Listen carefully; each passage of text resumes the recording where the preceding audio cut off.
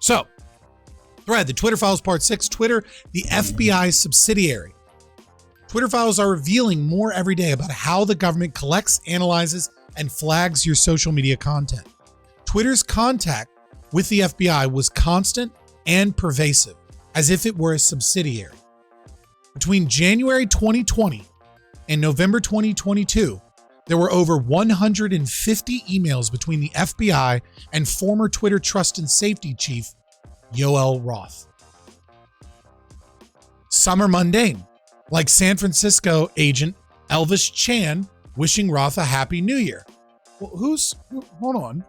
We go to The Intercept. Hold on. According to records filed in federal court, two previously unnamed FBI agents, Elvis Chan, and the other guy, were involved in high-level communications that allegedly, quote, led to Facebook's suppression of the Post's reporting. So that's who we're talking about. Same FBI agent, right, that was involved in censoring the Hunter Biden laptop story with Facebook is also in constant communication with Yoel Roth at Twitter. Sounds like just a normal everyday kind of business relationship. Right. Along with a reminder to attend our quarterly call next week. Others are requests for information into Twitter users related to active investigation. Now, one of the things that kind of pisses me off about this story is Yaron Brook responded to some of these and I don't know, Yaron Brook has a really bad take here, in my opinion, which is that that it shows that Twitter fought back against the FBI and that they didn't want certain things. And it's really not the important context of the story. And it seems like looking at a particular thing to talk, it almost seems like a hashtag Twitter did nothing wrong, which is really weird to me, but I think he might have just be communicating it poorly. I'm going to give Yaron Brook the benefit of the doubt, but for the record, I feel like Yaron Brook's take on this is pretty trash. 6. But a surprisingly high number are requests by the FBI for Twitter to take action on election misinformation, even involving joke tweets from low follower accounts. Right? So again, you have requests from the FBI to censor, American citizens and what it is that they say. That in and of itself is already a major problem. That's not the shocking content for tonight by any stretch, but that should be that alone should be front page news, right? That the FBI is directly involved behind the scenes, not necessarily directly, but behind the scenes, they're communicating with large social media platforms, telling them accounts that they need to censor because they go against the state's interest, regardless of their impact or anything. Fatigue, too many infringements occurring. I agree. There's so much going on that people are well, that's not that big a deal because there's just so many other things happening that are worse. And they're getting, bombarded with so much. The FBI's social media focused task force, known as FTIF, created in the wake of the 2016 election, swelled to 80 agents and corresponded with Twitter to identify alleged foreign influence and election tampering of all kinds.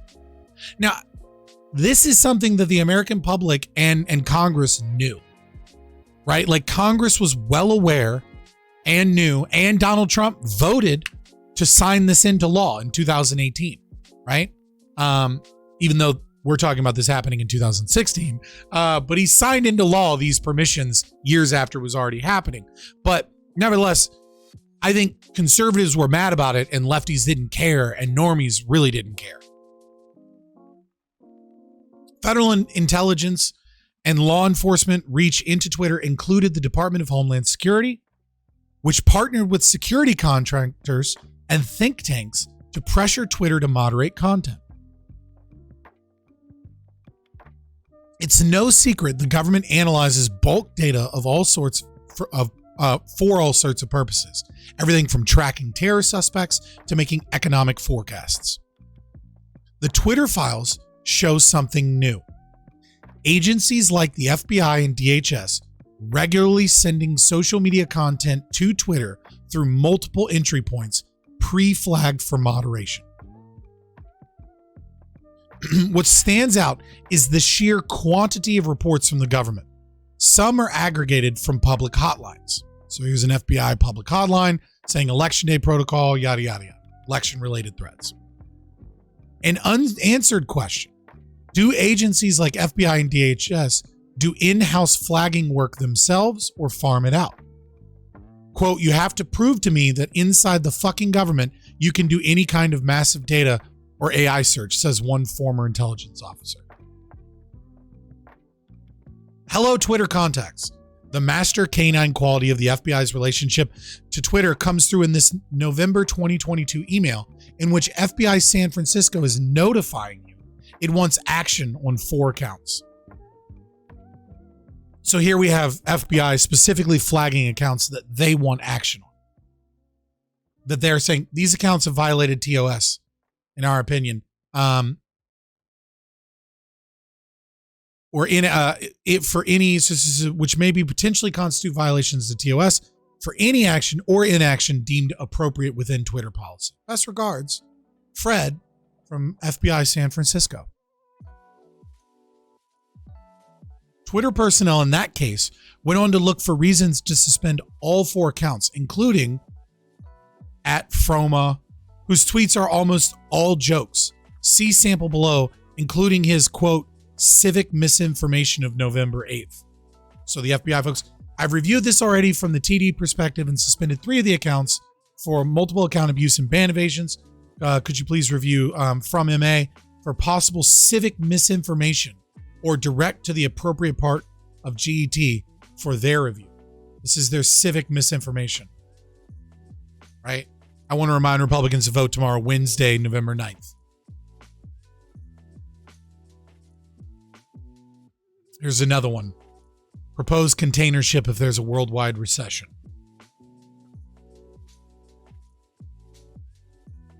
That post's not going to make it very far. I mean, you never know. Just to show the FBI can be hyper-intrusive in both directions, they also asked Twitter to review a blue-leaning account for a different joke. Except here it is even more obvious that Claire Foster, PhD, who kids a lot, was kidding. Right? So they want you to go after Claire Foster, PhD. Here's their account. I'm a ballot counter in my state. If you're not wearing a mask, I'm not counting your vote. Hashtag safety first. For every negative comment on this post, I'm adding another vote for the Democrats. This is obviously a fucking joke. In fact, it might even be a parody account.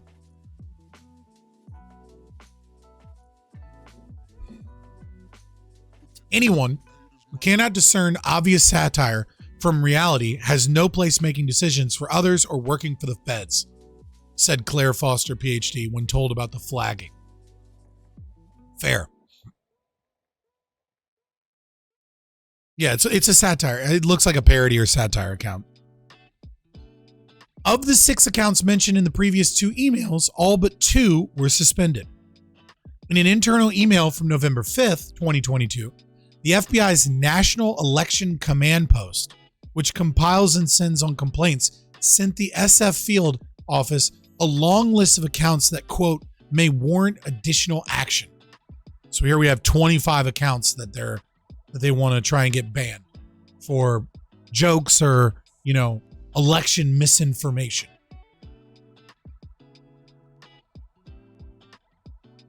Agent Chan pressed the list on to his, quote, Twitter folks. Let us know if you decide to take any action against these accounts based on on our tipper to you. Also, let us know if we need to issue a preservation letter, as we intend to serve legal process for these accounts. Thanks for your consideration. I don't know what the fuck that even means, what kind of legal action the FBI is doing or what kind of internal shit they're doing, but this is insane. Republicans will fucking investigate Hunter Biden and propose a new abortion ban. watch. I mean, Well, Hunter letters- Biden and Joe Biden definitely belong under the prison, right? Like they're definitely some of the most corrupt like he's definitely one of the most corrupt and bought presidents in my lifetime, at the very least. But the abortion ban thing, I doubt you're not going to see an abortion ban. That would be a bad. Like, I think they learned their lesson at the midterms. I don't know that they learned their lesson. I don't think they did, but I don't think they have. I think they know they don't have the votes. Yeah, they learned their lesson. Oh no, I forgot. Their new thing is the ban gay marriage. No, it's not. I mean, sure. Just like, say gay. That's their thing. No, that's not like the right. That's like saying the left is all Marxist. Like there's a lot of people on the left, right? Like, yeah, sure. Some people want to overturn Obergefell, right? As does Clarence Thomas, because it's a bad case. The only fucking due process case that really like makes sense from all of those like major civil rights cases is Loving v. Virginia. Tucker came out and supported gay marriage a day ago. There you go. That's not very right wing of him. To be fair, Tucker's a bit of a wild card on the right. Agent Chan passed the list on his Twitter, folks. Here we go. Twitter then replied with a list of actions taken. Note, mercy shown to actor Billy Baldwin. Oh, Wait, that's funny. That Baldwin? Not even one of the good Baldwins?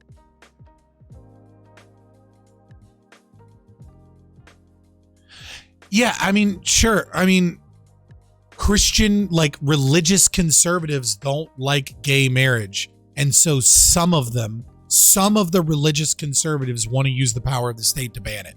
Yes. Some portion, like, I don't know, 8% of the country. Also, for the record, Wellspring,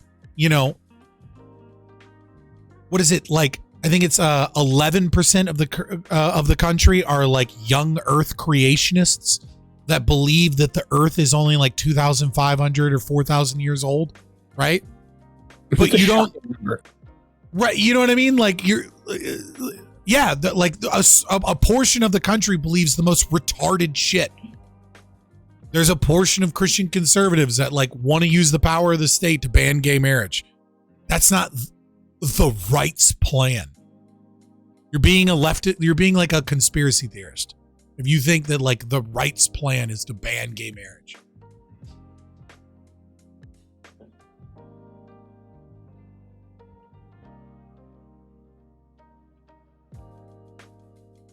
Many of the above accounts were satirical in nature.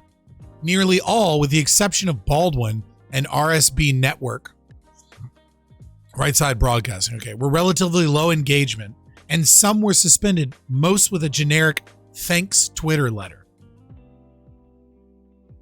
Attempted voter suppression, including attempted voter intimidation or providing false information about voting out of here. Thanks Twitter. Let me see some of these. Oh God, hold on. Open image, new tab. Let's look at some of these. Oh wow, this image is too low resolution.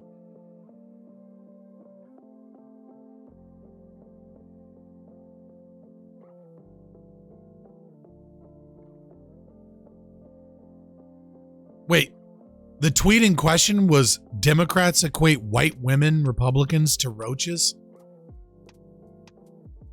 I mean, I don't know if that's true, but that sounds right. Is it because they like won't stop breeding or something? Fuck if I know. When told of the FBI flagging, Lexitola replied, "My thoughts initially include 1, seems like prima facie First Amendment violation. 2, holy cow, me, an account with the reach of an amoeba. 3, what else are they looking at?" Yeah, it does give you a very panopticon feel to it, doesn't it? To know that like the FBI is specifically targeting social media accounts of like low follower accounts. Like how long for the FBI is coming after me? Well, you would think, don't be ridiculous. Why would they? I'm a libertarian arguing against them, fighting against them in social media, and now we're over 1,000 followers. Like, you think the FBI is not watching me at this point? Think I'm not on a fucking FBI list? Probably am. I mean, I'm pretty sure we ended up on FBI list the second we got out of the military. Yeah, also, I'm one of the people that the Chinese stole my, like, all my personal information. Remember when that happened? Like 8 years, or like 6 or 7 years ago, maybe? Right? Like when there was like a big hack and the FBI got like a bunch of people with security clearances, like social security numbers and like information. I'm one of those people.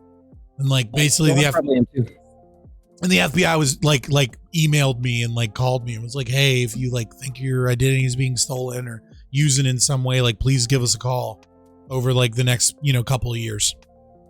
And I was like, all right. A couple of years? Shit. You know what I'm saying? Like, I'm on an FBI, like, on top of that, I've got secret security clearance. I have an active secret security clearance, by the way. Mark's is probably gone by now. Yeah, I'm out. But I had to update mine when I worked for the census as a post-enumeration survey quality control census field supervisor, right? So I had access to all kinds of crazy shit. I had access to literally everyone in the country's name, social security number, address, everywhere they've lived, ethnicity, like who their children are, what their children's like, all like everything on a fucking laptop. Now, granted, if I searched up some shit I wasn't supposed to, I'd have been in like serious trouble. But I had access to all that shit. Mine's probably going to be for stuff like ammo handler courses and things like that. Well, I don't have the laptop with me. I said had, not have. All right. So when told of the FBI flagging, sorry. I can't believe the FBI is policing jokes on Twitter. That's crazy, said Tiberius. Why? Why can you not believe that? Have you not been paying attention? Like, you know what I mean? Like, are you not seeing what's happening in the UK and in other agencies that like we're allies with, we work with? Did you not pay attention to Edward Snowden? Like, Edward Snowden warned us of this shit a decade ago, and no one went to jail and no one got in trouble. Like, and it honestly felt like, for the most part, this country didn't care. Yeah, like Edward Snowden proved unequivocally that all email communications that bounce out of the United States through Gmail are tracked. Everything at Verizon is tracked and tapped. Everything at Sprint, everything at T-Mobile, most email services are tracked, and that all of your information is being looked at, and if they put a signifier on you, they can begin collecting data. Not that they're necessarily collecting data, but and we admit that these programs still exist because that's what Merrick Garland used the Patriot Act to start tracking all of the information for the protesters at school board meetings, right? So we know that if you go and you protest at a school board meeting, right, the FBI puts a little fucking designator on you and makes sure that all your emails, all your phone communications, and everything, they don't need a warrant. They just need a rubber stamp approval from the fucking what are those courts called? FISA or something, I think is what they're called. Courts. Oh, I thought you meant rubber stamp. Well, yeah, they're basically a rubber stamp. Like, it's a rubber stamp. Like, they just. But yeah, it's the FISA hearing, or yeah, FISA courts. Yeah. Like, presuming they even go to the fucking FISA courts at this point. And we know that and we know that Congress got, what was it? John Brennan, I believe is who it was, right? To say, oh, well, the NSA does not knowingly, or it might not have been Brennan. It was Clapper? Clapper, that's who it is. Clapper, who now works for CNN, right? Was lied to Congress, and the Republicans that were on the court knew for a fact, right?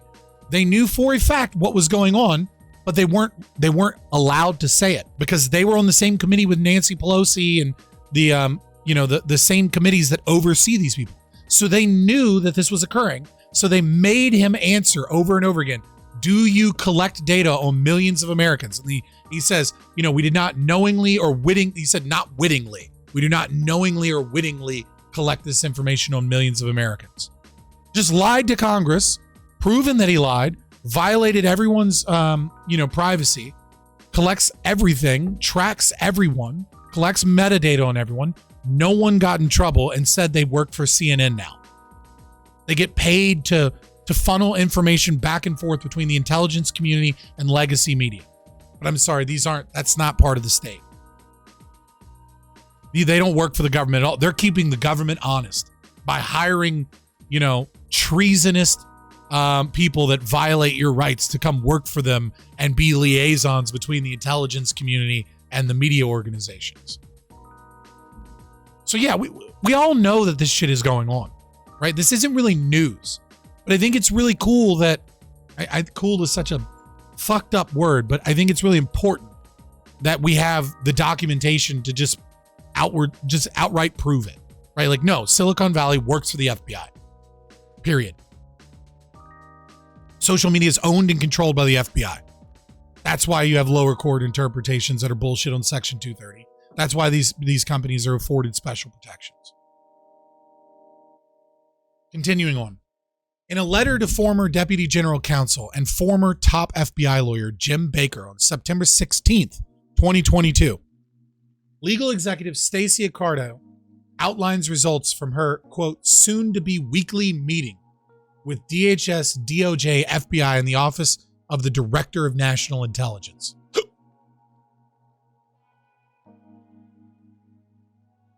So these are people working at Twitter, and Jim Baker, who was involved in, Trump impeachment and working under Comey, just the same guy that did everything he could to try and get rid of Trump, that was a top lawyer for the FBI, legal counsel, working for Twitter. And, there's correspondence about people that are having weekly meetings with the DOJ and FBI and intelligence communities.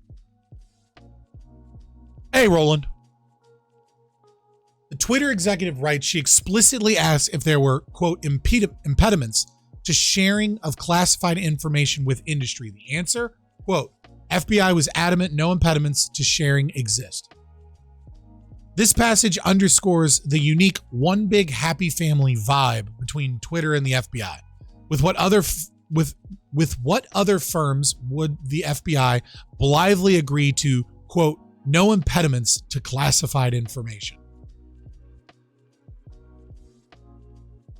Fair. At the bottom of that letter, she lists a series of escalations. Chat dead, or am I not seeing it in mobile? Chat is chat. I think chat might be stuck in ads right now, but chat's a little slow.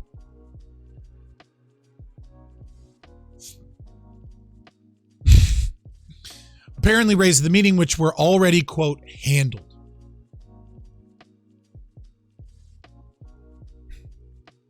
About one, she writes, quote, flagged a specific tweet on Illinois use of modems to transmit election results and possible violation of the civic integrity policy.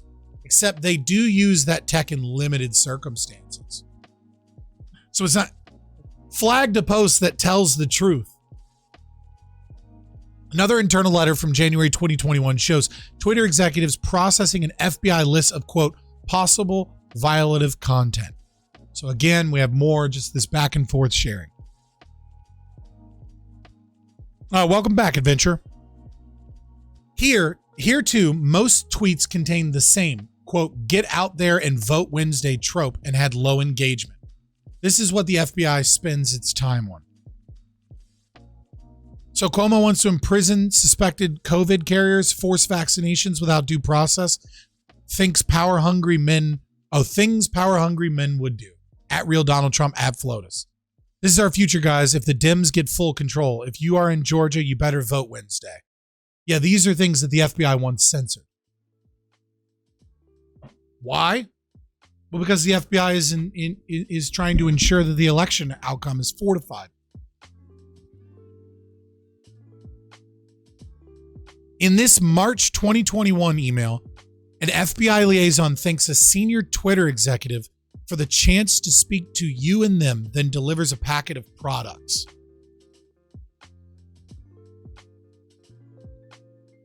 Where the fuck is... God damn it. I hate when this happens. And these like Twitter threads get broken up. Here we go. The executive circulates the products, which are really DHS bulletins stressing the need for greater collaboration between law enforcement and private sector partners. The ubiquity of the 2016 Russian interference story as stated pretext for building out the censorship machine can't be overstated. It's analogous to how 9/11 inspired the expansion of the security state. Again, while in DHS and its products, permissive social media, violent, domestic, violent, extremist threat, Russia bullshit, right? FBI in one case sent over many possible violative content. Again, Twitter personnel congratulated each other in Slack for the monumental undertaking of reviewing. And then again, we have Twitter, multiple points of entry. There's multiple different ways that you can have government flagged report. And this is Agent Chan talking to Roth again. Agent Chan, if you remember, is the same person involved in Facebook's censoring of the Hunter Biden story. Reports came back from different agencies. Here, an employee recommends bouncing content based on evidence from DHS. So DHS says it's bad. Okay, we'll just bounce it, whatever that means. And of course, state governments also flagged content. Partner Support Portal, an outlet created by the Center for Internet Security, a partner organization to the DHS. So now we've got different contractors working for DHS that have backdoor access into Twitter to flag certain content for whatever reason. Kind of like what was going on when Snowden leaked. Like just a continuation of that. Mm-hmm. Thanks for the follow.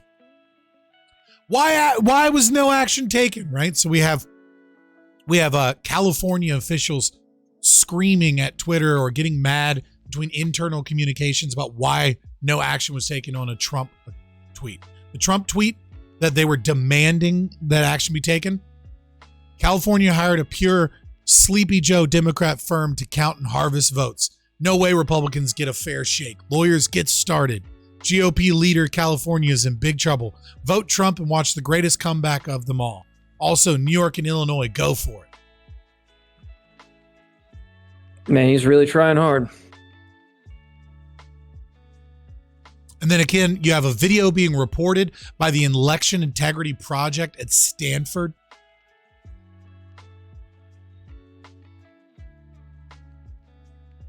If that's confusing, it's because the CIS is a DHS contractor, describes itself as, quote, partners with the Cyber and Internet Security Agency, CISA, at the DHS. It's important to remember that Donald Trump signed into law CISA's creation in 2018. Donald Trump expanded the powers of the Department of Homeland Security to use massive efforts to combat misinformation and disinformation online.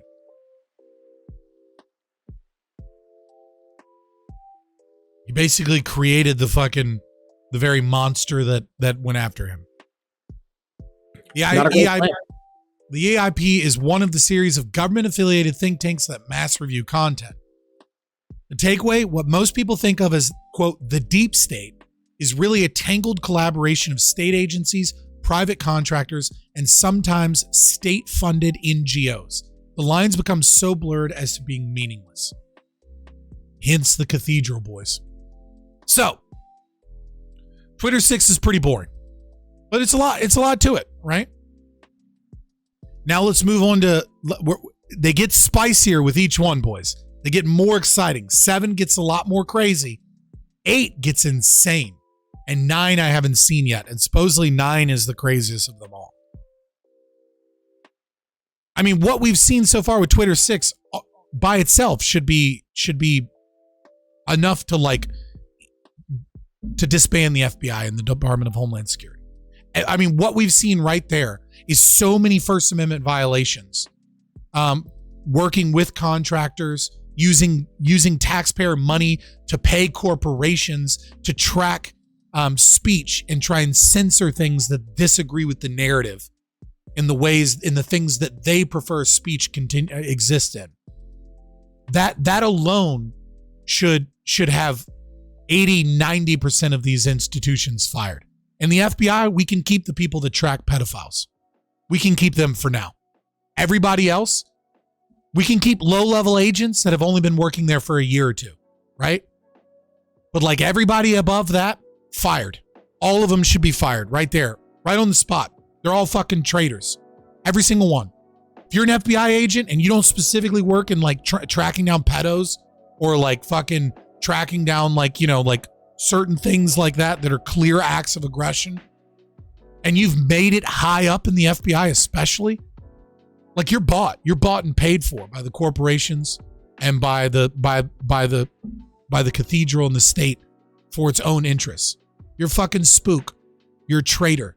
You're a traitor to this goddamn country. You don't deserve anything. The best case scenario of what you deserve is to be fired and looked upon with shame everywhere you go for the rest of your life. Yeah, that won't happen, sadly.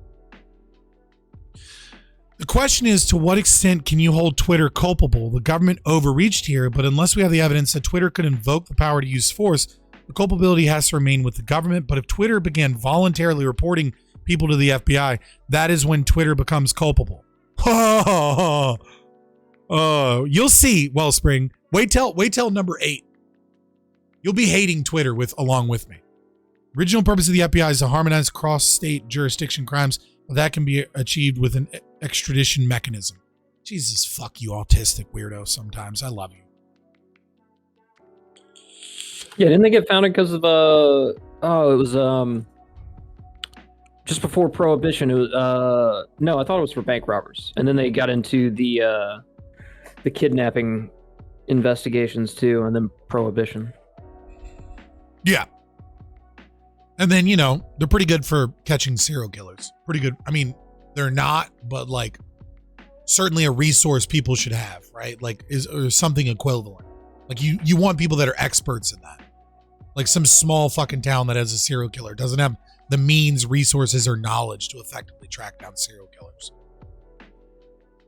But then half the fucking serial killer stories I hear where the cops are actually doing their job, it's usually like dumb luck that they get caught. It's not like some FBI profiling thing. You know what I mean? It's usually just like, yeah, we found the guy in an alley and he was super suspicious and we brought him in, and then like we realized like, holy shit, this is the guy. Dude, Ed Kemper knew the detectives that were on his case, like on a first name basis. Yeah, they went to the same bar. Kills his mom and her friend, and like drives a couple states away, calls and was like, hey, yeah, I did it. I'm here. You guys need to come get me. And they laugh it off. And he had to call them multiple times before they finally like, all right, someone go get him. So he shuts up. Yeah. And I think by that time they found the bodies. So fair enough. All right. So this is number 7. Next level of crazy. And I tweeted out some of this stuff. The FBI and the Hunter Biden laptop. How the FBI and intelligence community discredited factual information about Hunter Biden's foreign business dealings, both after and before the New York Post revealed the contents of his laptop on October 14th, 2020. Okay? It was a targeted campaign to discredit the story before the story came out. And the receipts are all here. In Twitter Files number 6, we saw the FBI relentlessly seek to exercise influence over Twitter, including over its content, its users, and its data.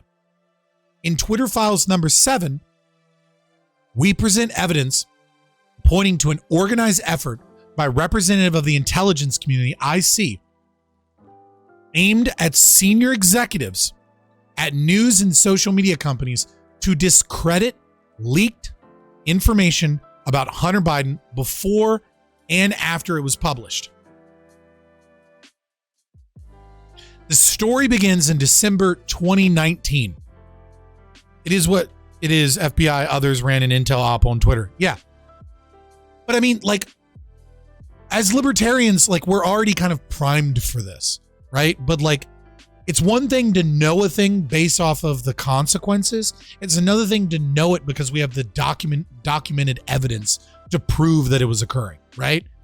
Like, this is no longer a balance of probabilities of looking at history and how things have been done in the past and looking at the outcomes and being able to assume that it's obvious that the FBI and the intelligence community has infiltrated these organizations.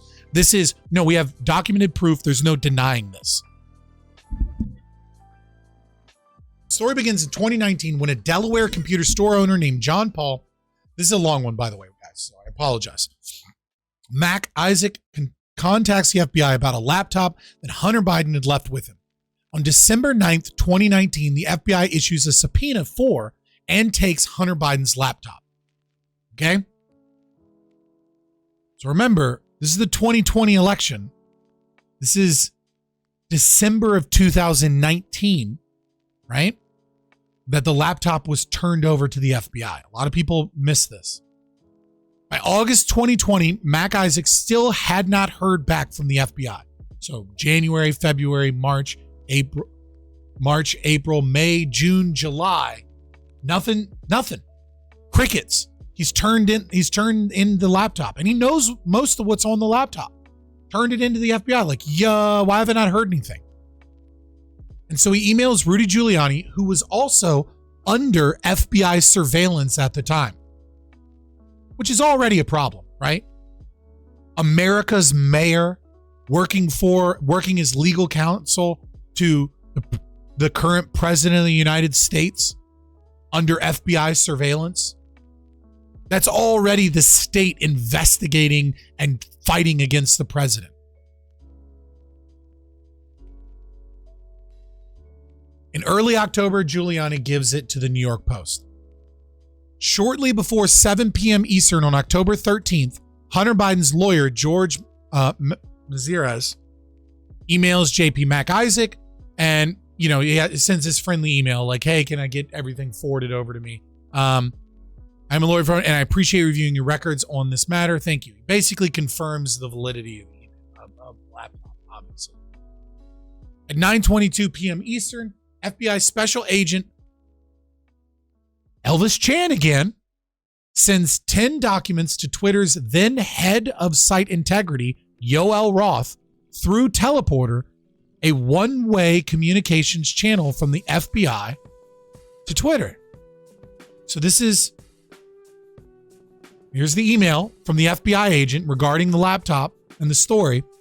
"Heads up, I'll be sending a Teleporter link for you to download 10 documents. It is not spam. Please confirm receipt when you get it. Thanks. Received and downloaded. Thanks."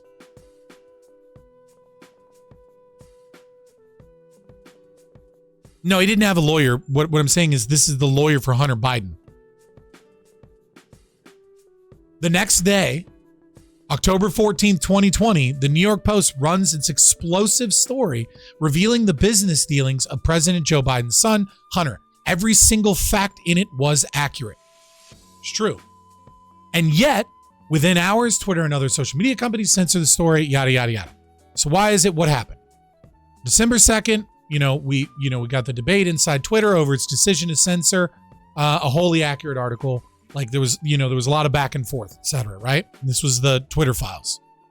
First, it's important to understand that Hunter Biden earned tens of millions of dollars in contracts with foreign businesses, including ones linked to China's government, for which Hunter offered no real work. Here's an overview by investigative journalist Peter Schweitzer. Do you want to watch it? It's 9 minutes. Should we watch it or should we just move on? I think most of us are aware of the Hunter Biden story. The fact that he got millions from the CCP for the big guy, for Joe Biden, Burisma, working with tons of different firms in the Ukraine, working with Ukraine biolabs that are probably doing gain of function research, even which you're not supposed to say for some reason, but they admit it. So I don't know what the fucking rule is on that, but nevertheless, I think we're kind of aware of that at this point, right? Yeah, I think so. This is, can you get the link to that video and just throw it in chat? Yeah, let me go to 11. If you guys want to watch this on your own time to get like another overview, be my guest. At least these people were polite enough to keep Guantanamo Bay open, so we have somewhere to place them all. Yeah, I mean, like, Biden was doing a bunch of creepy shit. Like, I mean, the laptop also shows him fucking underage girls and prostitutes, and doing a bunch of drugs and potentially having a sexual relationship with his underage niece. But I mean, that's just Hunter Biden being a creepy child molester crackhead. That doesn't really speak to, like, government corruption. That just speaks to the fact that, like, Hunter Biden's a horrible human being. I think we've known that for a while, though. Yeah, I mean, like, his daddy bailed him out when he got dishonorably discharged for being a crackhead out of the Navy. And he got pushed through fucking, was it law school, I think? Pre-law or something. I can't remember. He got pushed through and, like, but I mean, is that really a big surprise from Joe Biden, who bragged about being top of his class, but, like, got C's and D's through his college career and was a known fucking plagiarizer? Yeah, that is pretty funny. And now is it Harvard or some college in New Jersey? They've, like, completely sealed his records now. Yeah. His undergrad records are sealed for some reason. And yet, during all of 2020, the FBI and other law enforcement agencies repeatedly primed Yoel Roth to dismiss reports of Hunter Biden's laptop as a Russian hack and leak operation. This is from a sworn declaration by Roth given in December 2020. And so he says, during these weekly meetings, the federal law enforcement agencies communicated that they expected hack and leak operations by state actors might occur in the period shortly before the 2020 presidential election, likely in October. And then, of course, we have it. I also learned in these meetings that there were rumors that a hack and leak operation would involve Hunter Biden. So the same people that are investigating Rudy Giuliani know that he has the laptop, know that he's about to go to the Post. No, they have the laptop and have had it for a long time and are refusing to investigate treason by Joe Biden, right?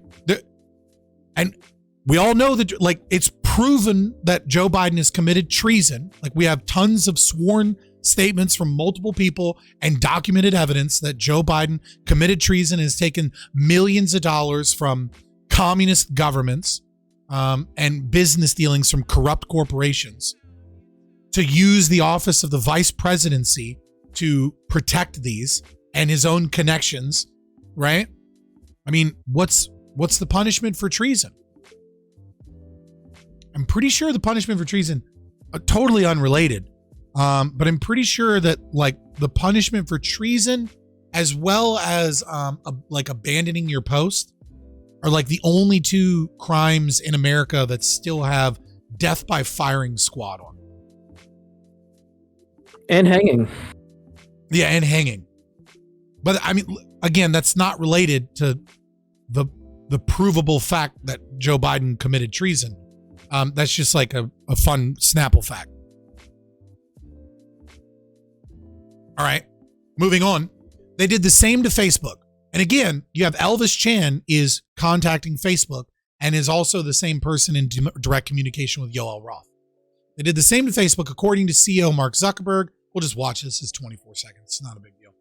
Just in case you missed the Joe Rogan with Mark Zuckerberg. The background here is the FBI, I think, basically came to us, some folks on our team, and was like, hey, just so you know, like, you should be on high alert. We thought that there was a lot of Russian propaganda in the 2016 election. We have it on notice that basically there's about to be some kind of dump of that's similar to that. The background here. He's gotten a lot better with his second set of eyelids. Yeah, right? You ever see a cat blink their second set of eyelids, chat? Doesn't that always freak you out? If you have a cat, like, especially if a cat's like coming and snuggling you and then you see their fucking eyelids blink and you're like, oh, I forgot you're a goddamn demon. Still shocked no one sued the FBI with Mark Zuckerberg saying it out loud. Can you sue the FBI? Yeah, you can. It's not usually not that successful. I want to say it was towards the bottom.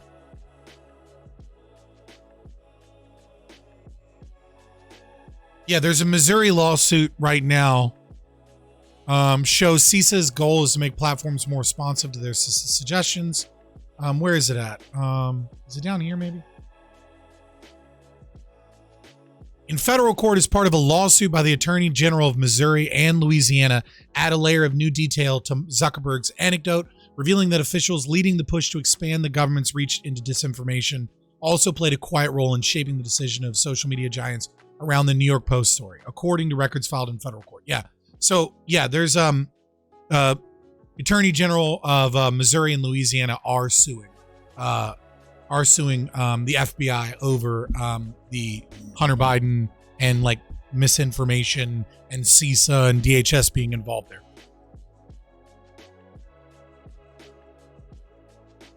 Wellspring, no. Wellspring, no. Actually, that clear little mass in the corner of your eyes is the vestiges of your own second eyelids you used to be reptiles too. Oh, I thought we became from monkeys. Yeah, we came from monkeys. All right, God made Adam and Eve. Hey, Silver Ogre. Were the FBI warnings of a Russian hack and leak operation relating to Hunter Biden based on any new intel? No, they weren't. Through our investigations, we did not see any similar competing intrusions to what had happened in 2016. Which, by the way, 2016 was the FBI's own bought and paid for contractors that made up shit. Russia never fucking happened, right? And they're using Russia to we could go through these. Now, you should go through the Twitter files yourself. I'm not going to go through this over and over again. But again, you have basically proof that there was no Russian activity. Right? In September 2020, Twitter told FBI to remove 345, quote, largely inactive accounts, all with low follower accounts. In fact, Twitter debunked false claims by journalists of foreign influence on its platform. Our review thus far shows a small-scale domestic troll effort. And again, the Washington Post story alleged foreign influence, and Twitter Roth says, quote, The article makes a lot of insinuations, but we saw no evidence that that was the case here. And in fact, a lot of strong evidence pointing in the other direction. It's not the first time that Twitter's Roth has pushed back against the FBI. In January 2020, Roth resisted, and this is the bullshit fucking takes from Yaron Brook that pissed me off, is that he's basically saying Twitter did nothing wrong. I'm actually, you know what? I don't want to slander him. So I'm going to take his words in full blown, like completely, right? Like, I just like what he says here is like, I'm like, dude, why are you saying this way? Oh my God. Yaron Brook tweets too much shit because he's got people that tweet for him. It's super annoying.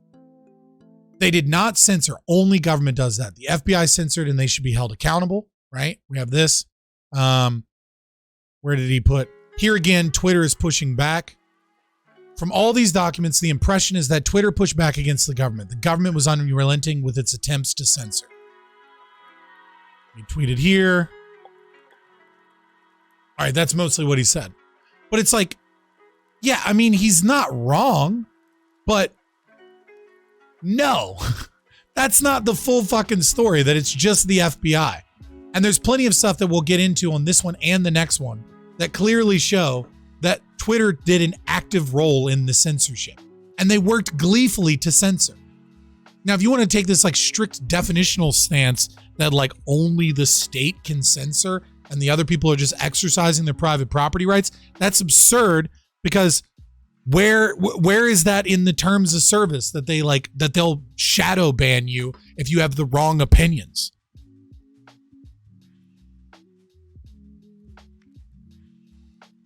Yeah, except the Twitter was sending shit to them. We'll also see in this very own thread some shit that like kind of discounts this idea that like Twitter didn't do nothing. I would caution you to recall that this is duress. Where did the FBI threaten them? There's not a single piece of evidence, unless it's in Twitter Files 9, which I haven't read yet, that the FBI threatened them, invoked any type of legal action, that in any way. All right, well, we'll get to that. So here he is fighting back. Pressure had been growing. Quote, "We've seen a sustained, if uncoordinated, effort by the intelligence community to push us to share more info and change our API policies. They're probing and pushing everywhere they can, including by whispering to congressional staff." Maybe you can say the whispering to congressional staff leads them to believe that they're under duress, that they might get like some type of legislative action. Maybe that's a fair, maybe if I'm trying to be as fair as possible. I don't like shitting on Yaron Brook. I like him. Maybe that's the interpretation there, right? Is that even if they're not invoking threats, there is kind of like an undertone of like, if you don't play along, we all know what'll happen. And they're picking up on that and saying like, including by whispering to congressional staff. Right? So maybe there's that. But I mean, Twitter could also go to Congress and fucking could just go public, like at any one point in time too. You know what I mean? Like, it's not like, you know what I mean? Like the only way that they have power over them or that this is under duress is so long as they're maintaining the secret. Right? So I don't know that I buy this idea that they're under duress, but like, maybe we could presume that they believe that they're under duress. Time and again, FBI asks Twitter for evidence of foreign influence, and Twitter responds that they aren't finding anything worth reporting. Quote, "We haven't yet identified activity that we'd typically refer to you, or even flag as interesting in the foreign influence context." So again, Russia has been proven by Twitter as well, and communications with the intelligence community, that it's all bullshit. That there was no mass fucking misinformation campaigns from anyone. These were just lies and bullshit that the intelligence community used so that they could gain more power to censor your speech.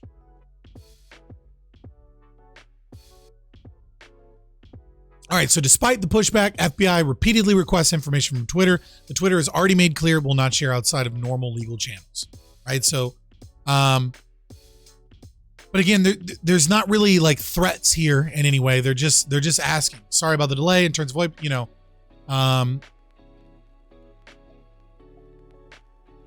okay, this is fairly innocuous, apart from what's stated here.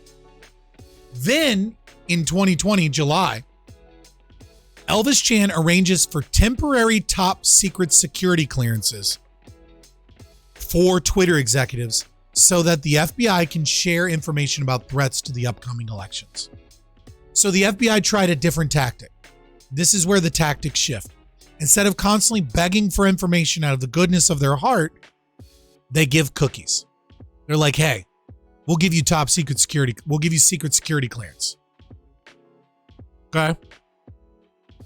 Chan shares information with Twitter's Roth relating to Russian hacking information. APT-28. It's important to remember that. APT-28 through the FBI's secure one-way communications channel teleporter. Now, recently, Yoel Roth told Kara Swisher that he had been primed to think about the Russian hacking group APT-28 before news of the Hunter Biden laptop came out. Okay? So now he's getting all this information about APT-28. We learn about DC leaks, and we learn about the intersection between APT-28, a unit of Russian military intelligence, a hacking group. And so the morning of the Hunter Biden story in the New York Post happens, and it was weird, right? We didn't know what to believe. We didn't know what was true. There was smoke, and ultimately for me, it didn't reach a place where I was comfortable removing this content from Twitter. But it set off every single one of my finely tuned APT-28 hack and leak campaign alarm bells. So it looked possibly problematic. Everything about it looked like a hack and leak. Right. So he's been fucking groomed by the FBI into believing over and over and over again, like, hey, it's coming. The hack and leak is coming. The Russians are on this hack and leak. Remember, APT 28. Oh, by the way, it's probably going to be in October. By the way, it's probably going to be about Hunter Biden. Has no idea that the FBI has this fucking laptop. No idea that the FBI knows unequivocally that the laptop is real and that everything in the laptop is real, because it took journalists like a couple days to figure that out and corroborate it. No idea of anything. He's being lied to and brought into a room and coached like APT 28, the Russians. They're like, hey, we're not finding Russian shit. And he's like, trust me, they're there. Keep looking, right? Russia. Brought in and groomed into this idea that a story is likely to drop in October leading up to the election that deals with Hunter Biden and that it might be Russian hacking. Moving forward, it gets spicier. So now we have he's basically being honey-dicked or honey-potted, whatever, right? He's being groomed by the FBI and intelligence community so that they can protect Joe Biden's electoral victory and make sure that Donald Trump does not get elected for a second term in office. I'm sorry, so the election can be fortified against Russian interference that the FBI is making up. And that the FBI is creating NGOs to make false documents, to presume the existence of massive hacking campaigns that never existed.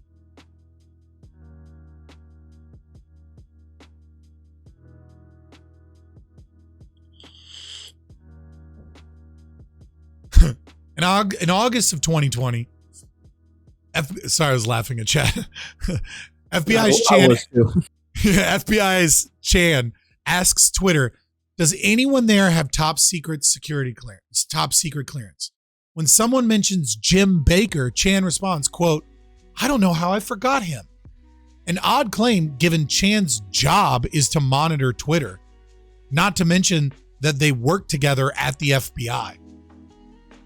Yeah, I forgot all about Jim Baker. We still never talk sometimes. Yeah, we still never talk sometimes. Who's Jim Baker? Former general security to the FBI, general counsel to the FBI, and one of the most powerful men in the U.S. intelligence community.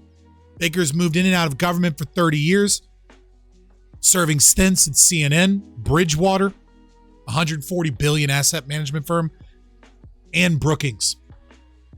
As general counsel of the FBI, Baker played a central role in making the case internally for an investigation of Donald Trump. I definitely didn't dance at his wedding.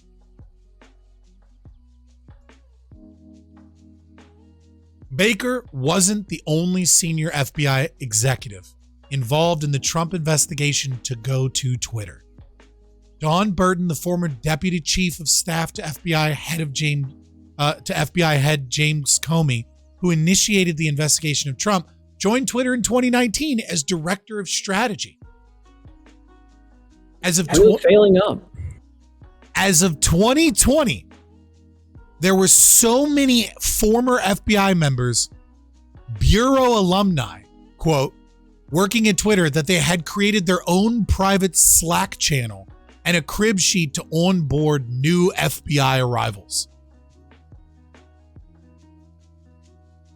Hey, Jim, so excited you're here. I'm no longer the newest FBI alumni. Here is Bureau to Twitter translation chart I mentioned, adding Dawn so she can add/correct. Again, welcome. Super pumped to work with you again. Matt, Thing, Climate Survey, Bureau, AES, Twitter, Pulse. So they're developing like ways to get them to onboard them with like lingo. Here's the lingo at the FBI. Here's what it's called here at Twitter. You guys call it AES, we call it Pulse. You guys call it Virtual Academy, we call it Go/Learning. NFC, we call it ADP. DENS, we call it Everbridge. Bluff, TLDR. Trip, Concur.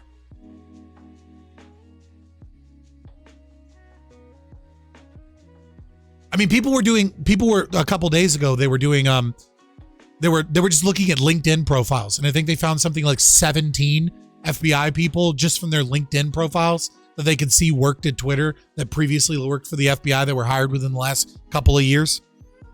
That was just from LinkedIn. Like casual investigation. We've got dozens of FBI agents planted in Twitter. I mean, people who used to work for the FBI that then got a job at Twitter.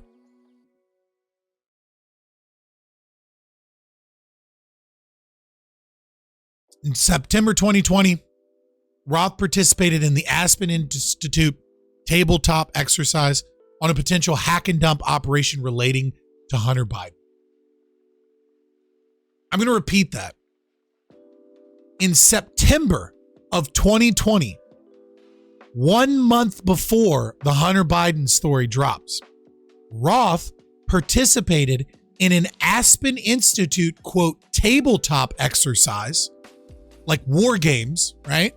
On a potential hack and dump operation relating to Hunter Biden.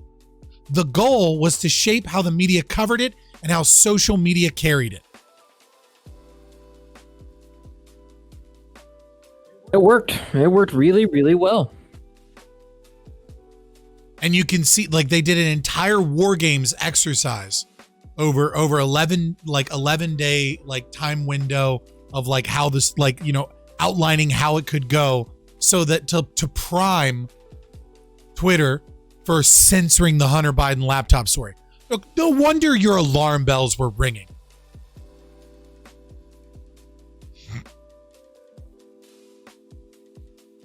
The organizer was Vivian Schiller, the former CEO of NPR, former head of news at Twitter, former general manager of New York Times, former chief digital officer at NBC News.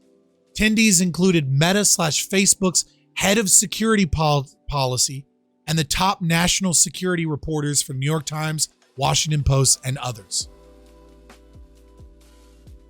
So all the legacy media and social media's top people were there to participate in war games on how they can censor like, you know, let's just guess. Maybe it'll be a Hunter Biden thing and it'll be a hack and dump from Russians.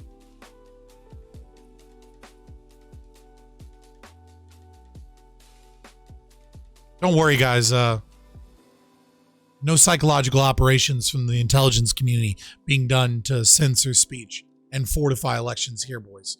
Just a bunch of happy little coincidences. Little coinkydinks. By mid-September 2020, Chan and Roth had set up an encrypted messaging network so employees from FBI and Twitter could communicate. They also agreed to create a, quote, virtual war room, end quote, for, quote, all the industry plus FBI and ODNI, Office of the Director of National Intelligence. Similar to a lot of other situations, they have drills eerily resembling exact events that occur later. Yeah. I'm thinking of a number between 1 and 1,000. 3-digit number. We'll just say a number between 100 and 999. Can anyone guess what number I'm thinking of? 420. It's not 420. I bet Theoditis could guess the number I'm thinking of. It's not 731 and it's not 420. Theoditis, can you guess the number I'm thinking of? It's not 666. No. What, I have no idea?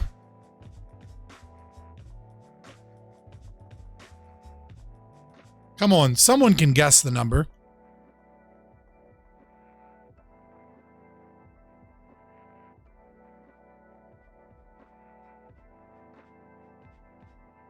Has anyone gotten it yet?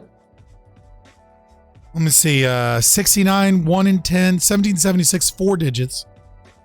Silver Ogre. Man, wasn't it amazing that he was so quickly able to guess that the number that I was thinking of was 201? Not Section 230. I'm thinking of the number 201. Now, why is that important? I plan on putting this on YouTube, so I'm not going to tell you why number 201 is an important number. Dun, dun, dun. But if you want to join the Discord, and you want to ask somebody about like what aligns with the number 201 that is eerily, that I just happen to think of, war games that occur before things, that are eerily similar to the things. You can ask somebody. Gematria confirmed. I don't know why the number 201. Roland, what does the word event have to do with 201? Like, what is event 201? I don't know. You should maybe Google event 201.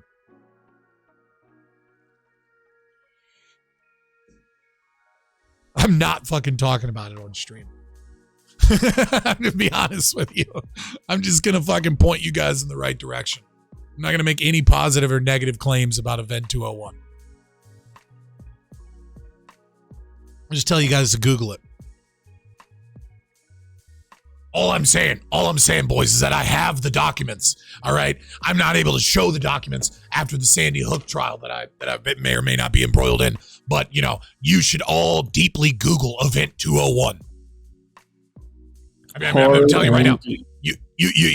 No one redeemed the Alex Jones impression, but I'm going to do it anyways for you guys for free at this moment because, sometimes you just think of numbers, and sometimes you think of charts and figures and things like that. If I have to pick a number between 1 and 10, and a letter to go with it, I might think of 5G. That's just like where my mind goes. But anyways, boys, I have the documents, and 1776 will commence again. All right, for only $29.95, 3 easy payments of $29.95, you can get my 4 Sigma Max. All right, there you go. Yo, the fucking, even Alex Jones knows Kanye is crazy. I'm not telling you about Unit 201. I'm not telling you about Event 201. I'm just going to tell you to Google it. Then on September 15th, 2020, the FBI's Laura Demlow, who heads up the Foreign Influence Task Force, and Elvis Chan requests to give a classified briefing for Jim Baker without any other Twitter staff, such as Yoel Roth, present. Hi, Jim and Redacted. I hope all is well, Redacted. Can you help Laura Demlow and Elvis Chan of the FBI schedule a classified briefing for Jim? They would like to meet early next week if possible. Thank you. Right, so now Jim Baker, one of the most powerful members of the intelligence community, as a representative of Twitter, is meeting quietly without anybody else with the FBI. Wait, you mean this guy who was so unsubstantial that Elvis Chan completely forgot about him? Mm-hmm. Weird, right? And he's meeting mid-September 2020. Bitch, I'm not answering those questions, TLS KB. On October 14th, shortly after the New York Post publishes its Hunter Biden laptop story, Roth says, quote, it isn't clearly violative of our hacked materials policy, nor is it clearly in violation of anything else, but adds, this feels a lot like a somewhat subtle leak operation. Yeah, it's almost like you had just done war games with everybody in the media priming you for this, and you've been warned over and over and over again that this specific type of leak might come out from the FBI, who knew that this story was true, but needed to fortify the election against Russian interference.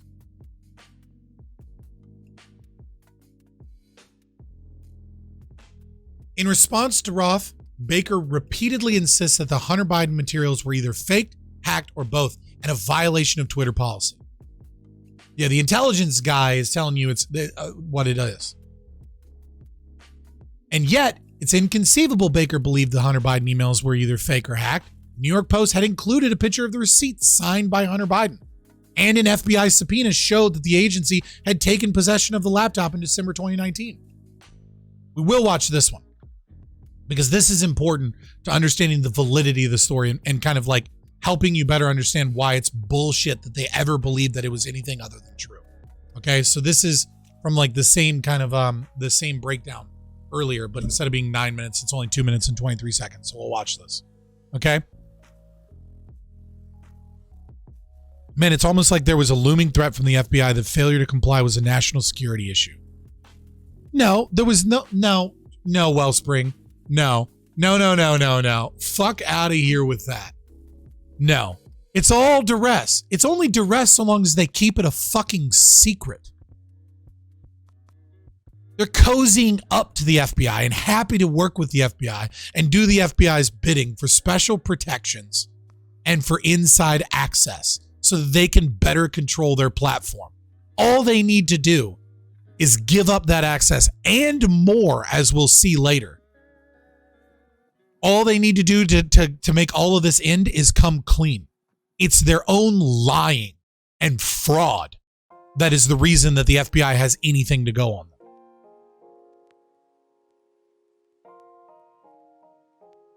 I mean, it's probably a bit of both, probably, if I'm being really honest. But it's like they could have stopped this at any moment by coming clean. When the laptop dropped in 2020, I had no idea where it came from. I didn't know if it was real. But what I did was I took the files on the Hunter Biden laptop and I compared it to bodies of information that we knew were absolutely true.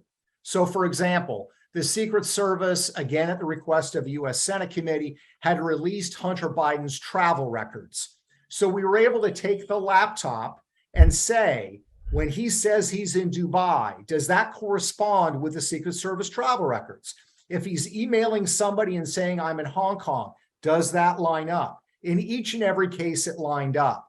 Then we compared the laptop to the suspicious activity reports, the SARS reports.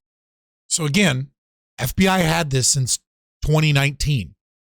The idea that they think in any way, shape, or form that this is hacked is bullshit. They know it's real.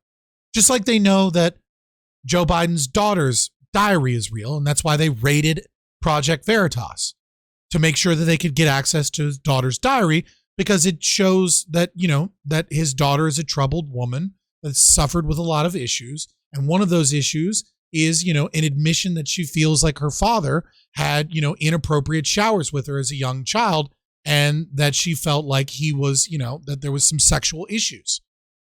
Right? And by the way, they also tipped off CNN so that they were there. Just like they tipped off CNN when they were raiding, oh my God, what's the guy that was with Nixon and Trump? The huge guy, Roger Stone, right? Because they all work together. These media organizations are bought and sold, okay? Social media, big companies, all these big companies, they work for the government. When the emails referenced $5 million being wired to Hunter Biden's business, does that correspond with the SARS? And again, it lined up completely. And the laptop really came out at about the same time as the Secret Service travel logs and the wire transfers. So it really would not have been possible for somebody to create thousands of emails simultaneously to demonstrate it. Then the final thing we did, Michael, is, to be fair, it would be possible for someone to do that, but I mean, it would be an insane undertaking. But like an intelligence apparatus could probably do something like that. The thing we did, Michael, is we looked at Hunter Biden's laptop emails and we compared them with a collection that we'd received from Hunter Biden's business partners, a guy named Bevan Cooney, who's in jail. He shared his Gmail account with us, and we looked at it.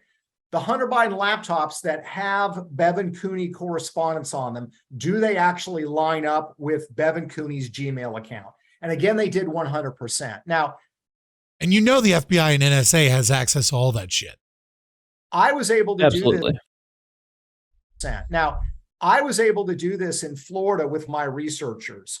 The New York Times, the Washington Post, CBS News, ABC News could have done the same thing. But they were not interested in this story. They did not pursue this story. If you had told me that makes me wonder if FBI has a finger in other countries' elections too. I mean, I think the default, given the history of the intelligence apparatus of the United States government, is to assume that they have their fingers in everything, unless proven otherwise. Like their track record is consistently is a history of false flags that have been proven that were once conspiracy theories, right? Assassination, right? Iran-Contra, under Nixon, right? The banana republics in South America, the multiple times that we've been able to prove that they were invested in, sending the Green Berets to train rebel groups to try and overthrow governments, giving them money, backing them, right? Al-Nusra right now is getting weapons from Turkey funneled from the U.S., as well as getting weapons from Eastern Europe funneled from the ACC-Picatinny deal. Like we're currently funding Al-Qaeda. That's not even a secret. That's just true. Unfortunately, Al Jazeera was the one that had to break this, but they brought the receipts and the government contracts to show this. $350 million spent on small arms and munitions for, theaters of war to give to rebel groups in the Middle East. And what do we just happen to see? These same arms are in al-Nusra's hands, right? All these weapons that are being sold to Turkey that just then get sold to these groups, and we keep selling them to Turkey, knowing that they're selling them to terrorist organizations. Why?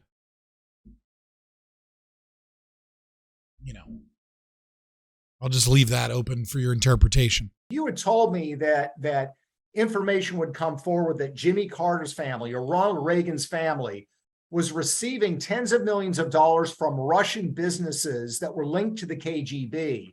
It would have set off alarm bells, rightfully so, to all kinds of news outlets. That's really the equivalent of what we're talking about here. And yet the media somehow convinced themselves that this was not an important or an interesting story.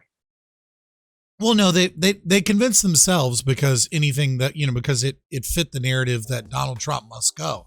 But they had a lot of help from the FBI, right? The FBI was grooming these media organizations to respond to this story when it dropped, so that they would think that this was hacked Russian information. At 10 a.m., Twitter executives had bought into the theory, right? And we saw a lot of this, over and over again. They're all convinced now. Baker arranges, right at 3:38 p.m., Baker arranges a phone conversation with Matthew J. Perry and the Office of General Counsel of the FBI.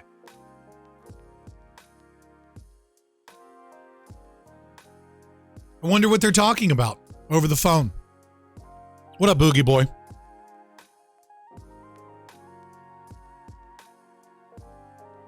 Who knows? Who knows what Jim Baker, the anti-Trump, never Trumper,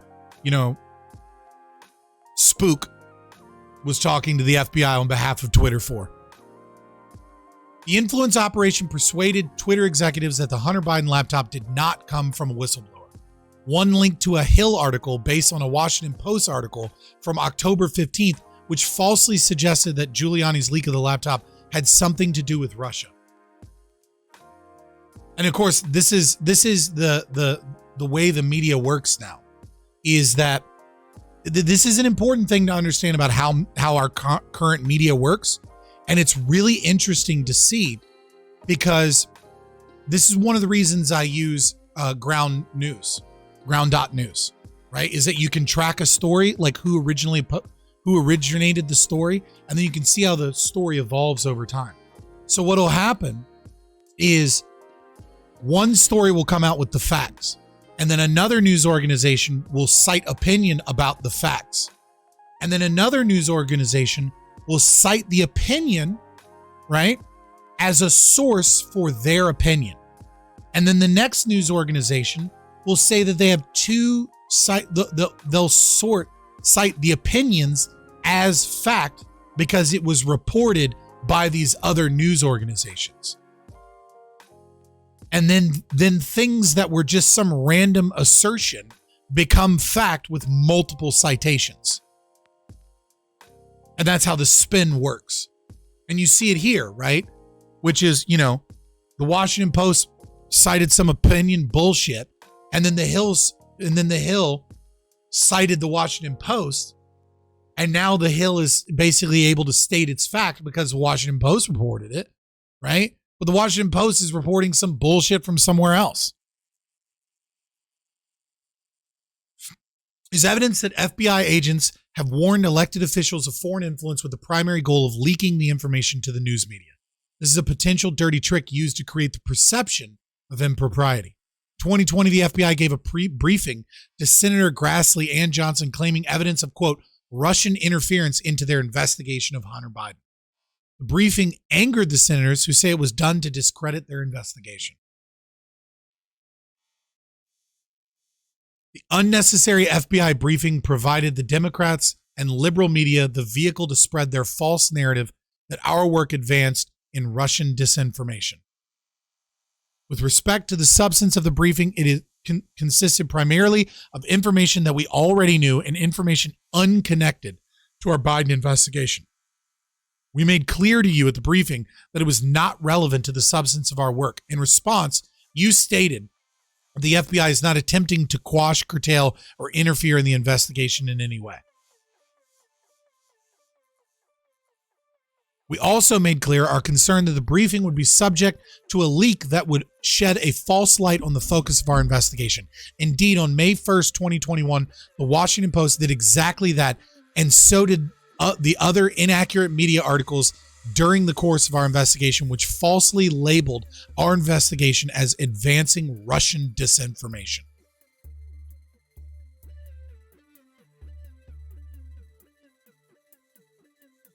You got it, unlucky master or maker.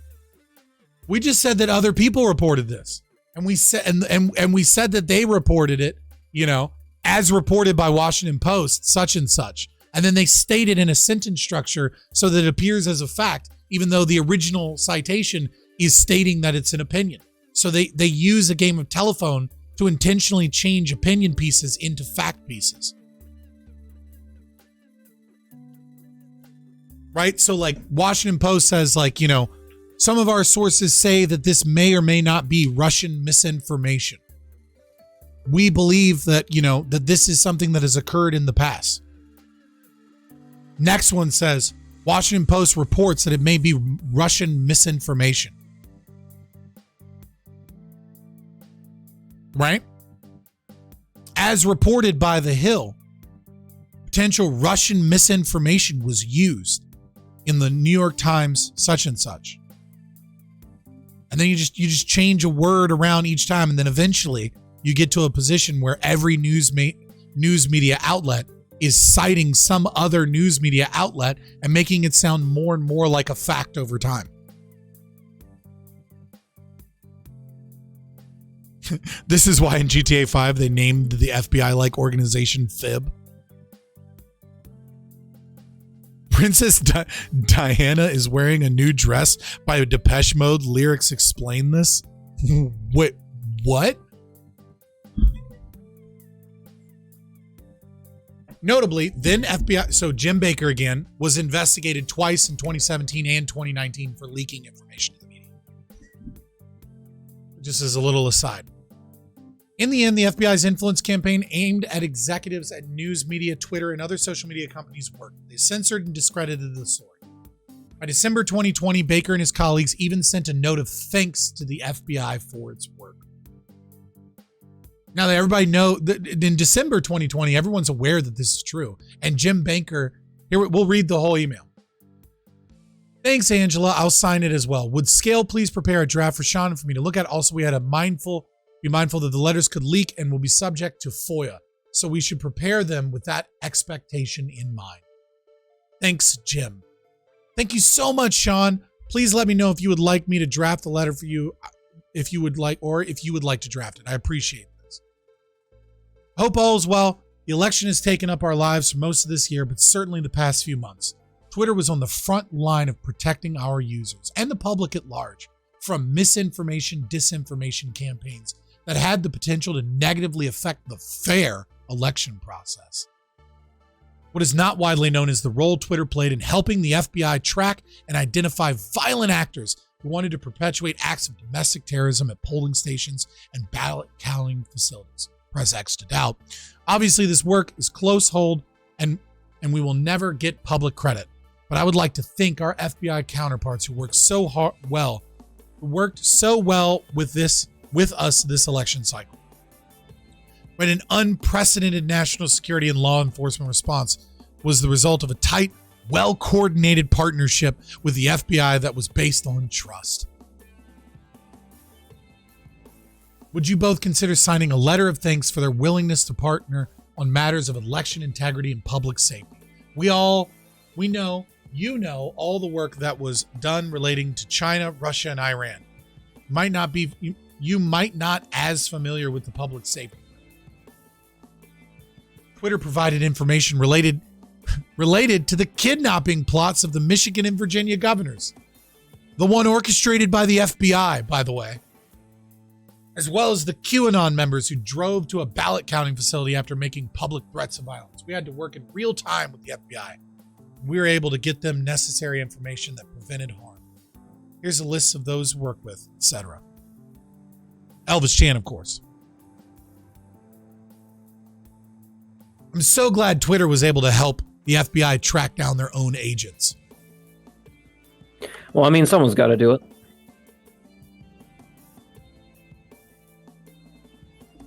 To be fair, Twitter probably didn't know at the time.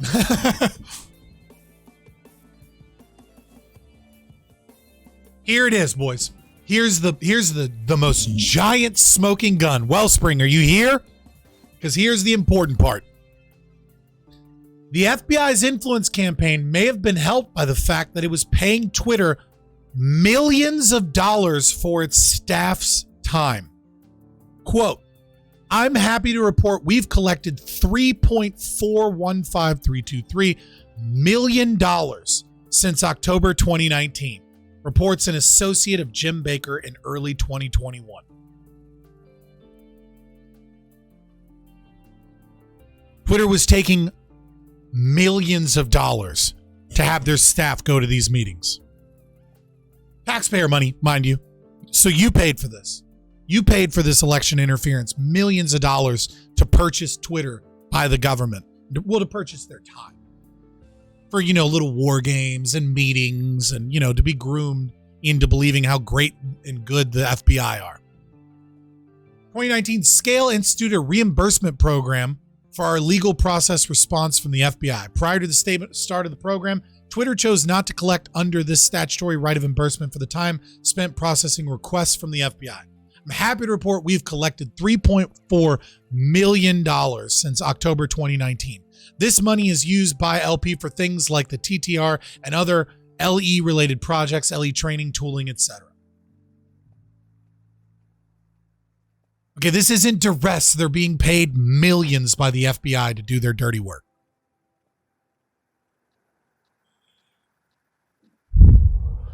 Sure, the Twitter didn't want to work with the FBI in 2017, 2016 to that full scale. But fuck off. This is not just the state. These people are basically signing paid contract work to work for the government.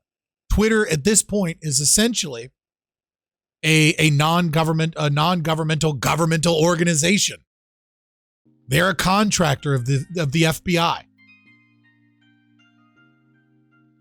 And the pressure from the FBI and social media platforms continues. In August 2022, Twitter execs prepared for a meeting with the FBI whose goal was, quote, to convince us to produce on more FBI EDRs. EDRs are, quote, emergency disclosure requests, a warrantless search. That's right. Getting paid millions of dollars so that they can figure out better ways and to convince them to produce more warrantless information to the FBI on behalf of companies collecting this information for law enforcement. They're getting paid millions of dollars to violate your rights on behalf of the FBI.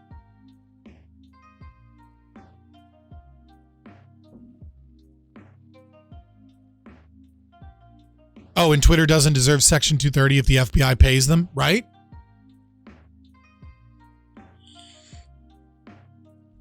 This is a huge fucking bombshell. Do you know what CNN's covering? Instead of Twitter files, they're covering the benefits of using deodorant and why you should use deodorant. Those are stories that they're paying for, but not covering Twitter files.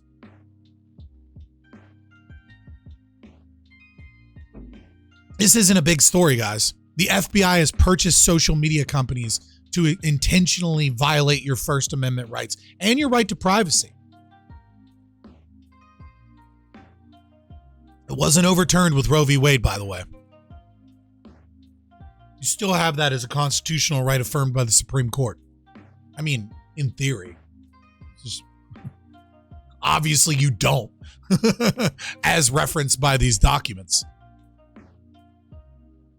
In response to the Twitter files revelation of high-level FBI agents at Twitter, Jim Jordan said, quote, "I have concerns about whether the government was running a misinformation operation on we the people. Anyone who reads the Twitter files, regardless of their political orientation, should share those concerns." So that is Twitter files number 7. And it just keeps going. 8 is way more explosive than 9. I'm sorry, than 7. I haven't gone through 9 yet. We'll be doing that live. Why would a multi-billion-dollar company care about a few million? That's like, I'm pretty sure that was like going directly into their pockets. That's like saying, why would you care about me giving you $100? If I gave you $100, you'd be like, why would I care? I make $80,000 a year. Why would I care about $1 million? Why would I, you know what I mean? Like, what? Pretty sure you would care if I just handed you $100. Spoiler alert, I don't have $100 to give you, but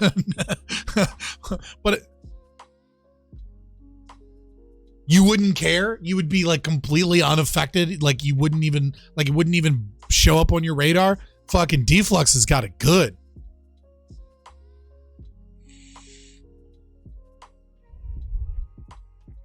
Yeah, they care. All right, boys. Here comes the really hold on one second. Hold on, let me respond to something. I'm gonna DM real quick.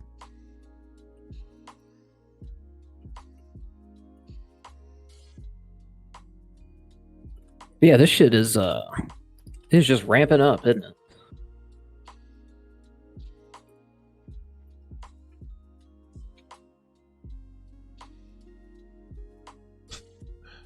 All right. Anyways, so let's go ahead. What's that? Everything good? Yeah, everything's good. I just had to respond to like a streamer DM thing. You know, behind the scenes stuff. I mean, I'll tell you about it off stream. It just doesn't matter. Yeah, no worries. I mean, it's innocuous, but it's not something I would like share publicly. Here's 6. Where the fuck is 8 at? Sorry, let me find it. I got a bunch of stuff. There's that. The cats one. Stanford, the art, that video, 6. Here we go. All right, boys. This is the big one. This is one of the 2 that dropped today. I don't know if... How the fuck do I have 18 notifications here and 20 here? And this is the one I just clicked. All right. That's weird. All right. Twitter Files Part 8. How Twitter quietly aided the Pentagon's covert online psychological operations campaign. Despite promises to shut down covert state-run propaganda networks, Twitter docs show that the social media giant directly assisted the U.S. military's influence operations. This is a provable fact with receipts. Twitter specifically worked to help foment war and to lie about terrorist organizations and to help psychological operations in their campaigns throughout the world. There is no argument in any way, shape, or form that Twitter is not working hand in hand with the state as a propaganda outlet.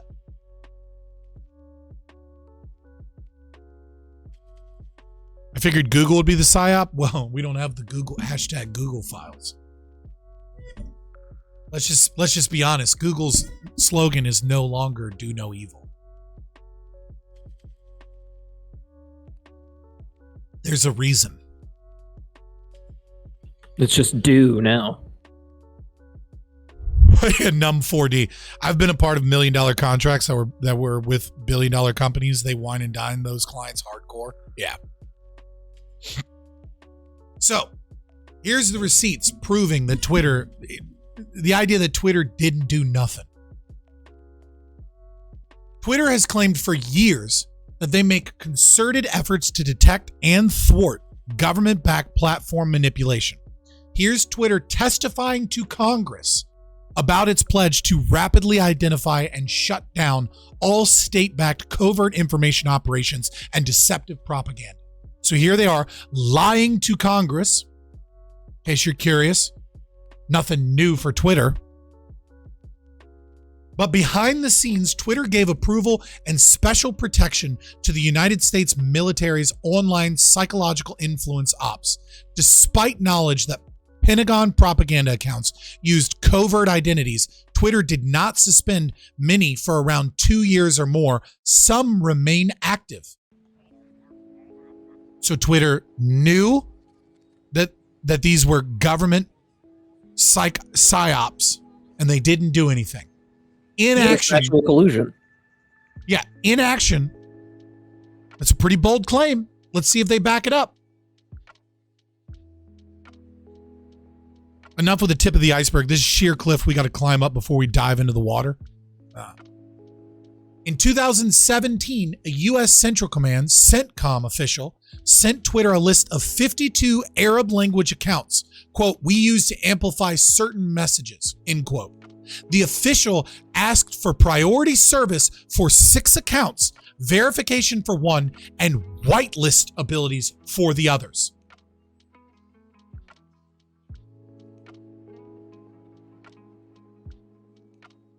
Okay? CENTCOM asked for special protection and boosting of PsyOp accounts. The same day CENTCOM sent the list, same fucking day, Twitter officials used a tool to grant a special whitelist tag that essentially provides verification status to the accounts without the blue checkmark, meaning they're exempt from spam and abuse flags and more visible / likely to trend on hashtags.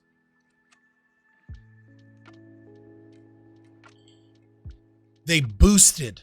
They didn't just do nothing. They boosted psychological operations in the Middle East in Arab accounts.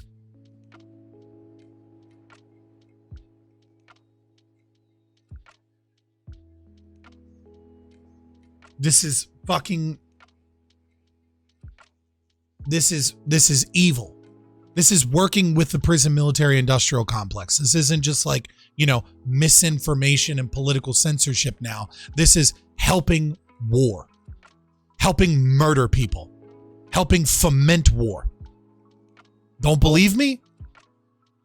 The CENTCOM accounts on the list tweeted frequently about U.S. military priorities in the Middle East, including promoting anti-Iran messages, promotion of the Saudi Arabia-U.S.-backed war in Yemen, and, quote, accurate U.S. drone strikes that claim to only hit terrorists.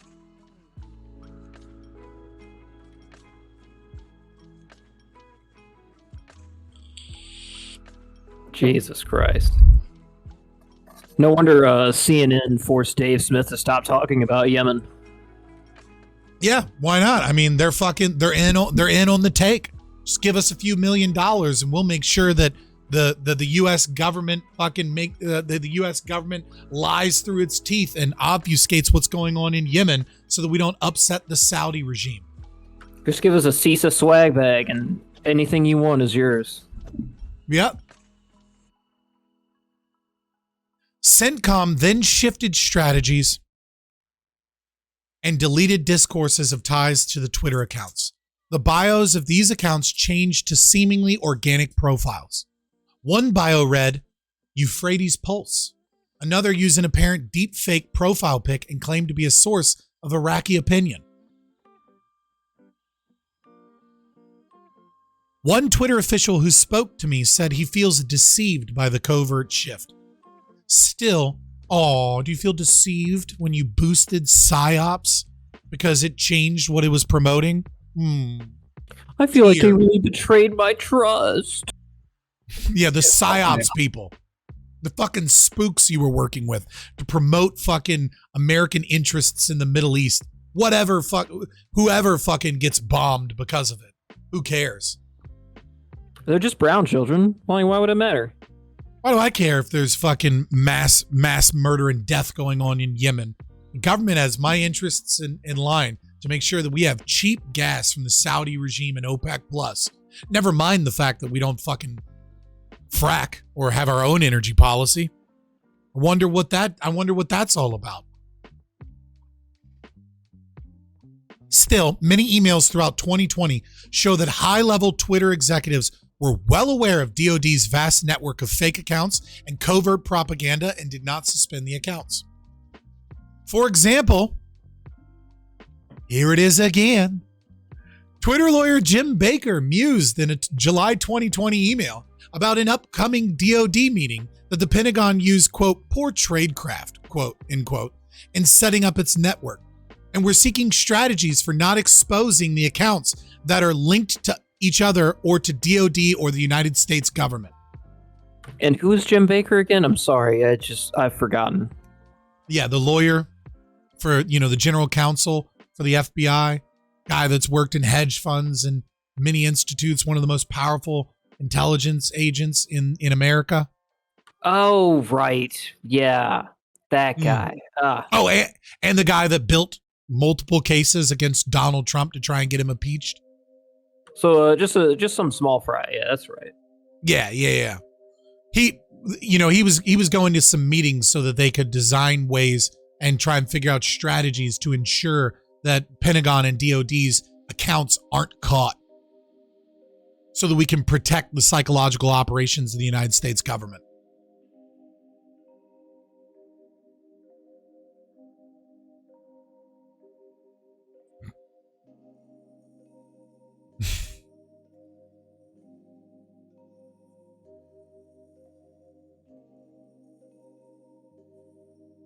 Who needs the people, right? Who needs speech? Stacia Cardile, another Twitter attorney, replied that the Pentagon wanted a SCIF and may want to retroactively classify its social media activities, quote, to obfuscate their activity in this space, and that this may represent an overclassification to avoid embarrassment. Essentially to cover their tracks. In several other 2020 emails, high-level Twitter executive lawyers discussed the covert network and even recirculated the 2017 list from CENTCOM and shared another list of 157 undisclosed Pentagon accounts. Again, mostly focused on Middle East military issues.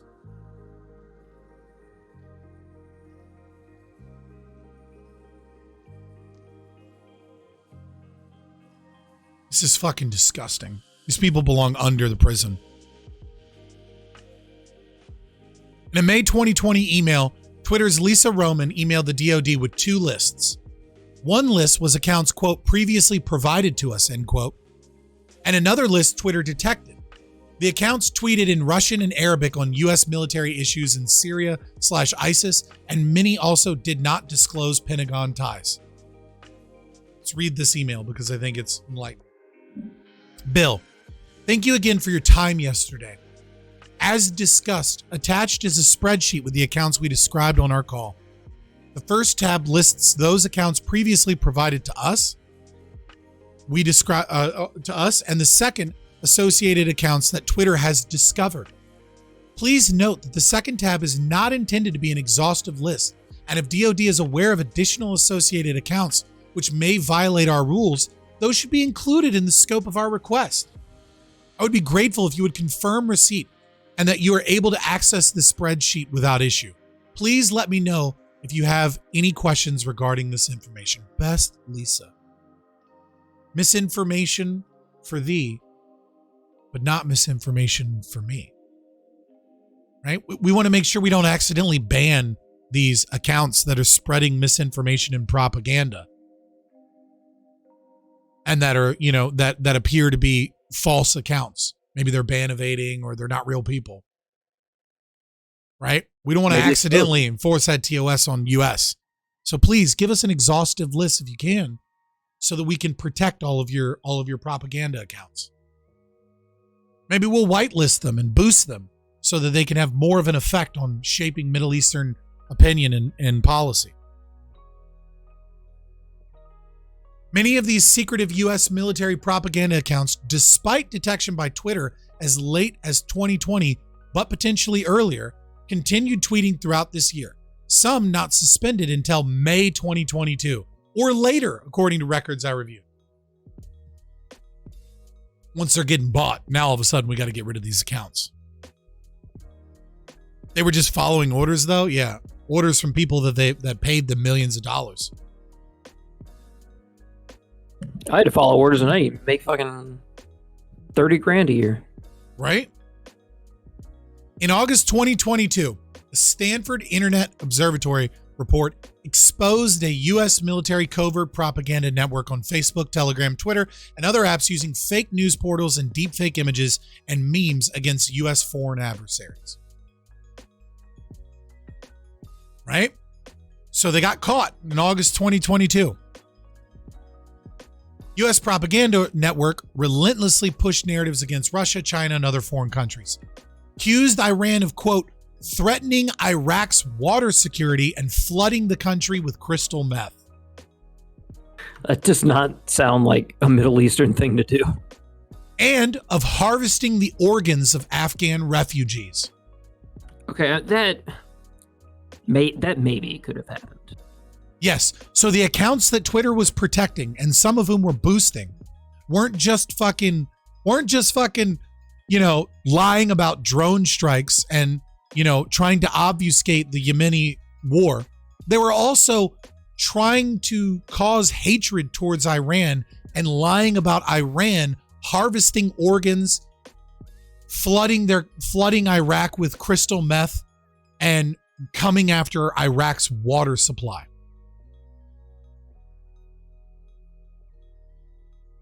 This is fomenting civil war.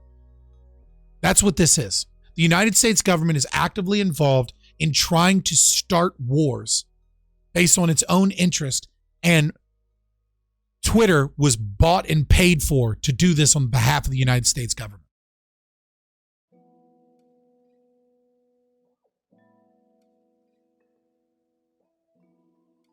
That's just a fact.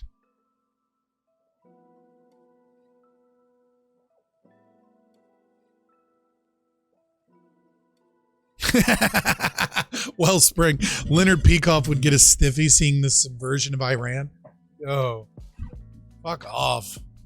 Stanford report did not identify all the accounts in the network, but one they did name was the exact same Twitter account CENTCOM asked for whitelist privileges in the 2017 email. I verified via Twitter's internal tools. The account used an AI-created deepfake image. So they're able to tell from like the ear and other stuff. Right? Now, why is that important? Why is it important that the whitelist privilege account is also identified in the Stanford report, right? Understand that this means that they knew about this account from 2017 and that they gave it special privileges and boosted it. In subsequent reporting, Twitter was cast as an unbiased hero for removing, quote, a network of fake user accounts promoting pro-Western policy positions. Media covering the story described Twitter as evenly applying its policies and proactive in suspending the DoD network. So Twitter was praised for this, even though they're the ones that boosted it and gave it special access. Made sure that it was more likely to trend. Made sure that it was more likely to show up in people's feed. Gave it a secret blue check mark.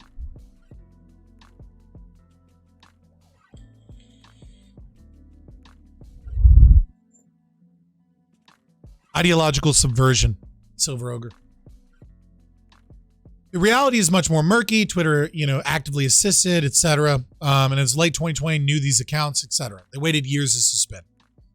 Twitter's comms team was closely in touch with reporters, working to minimize Twitter's role. When the Washington Post reported on the scandal, Twitter officials congratulated each other because the story didn't mention any Twitter employees and focused largely on the Pentagon.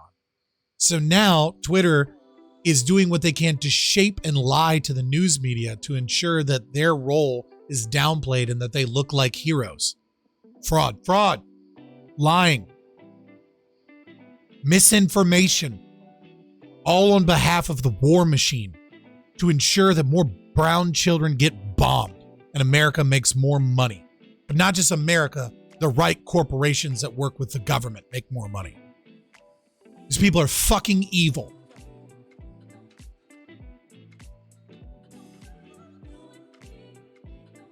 Thank you for the flag, Katie. Got it, thanks. Thank you.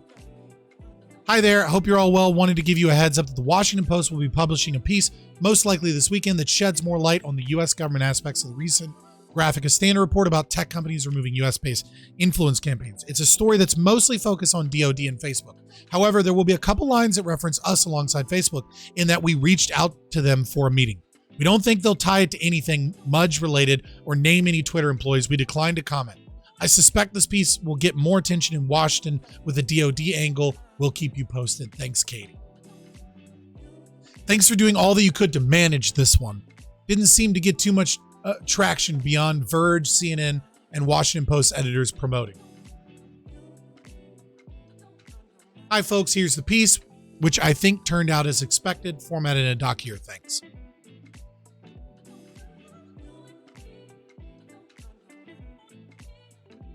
People are evil.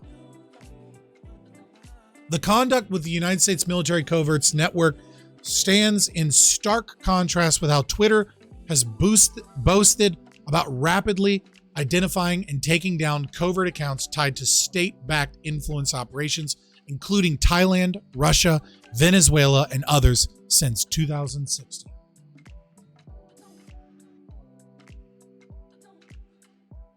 Case, there was someone earlier that was like, I wonder how many elections in places the U.S. government has their fingers in. We know they got PsyOps. All of them.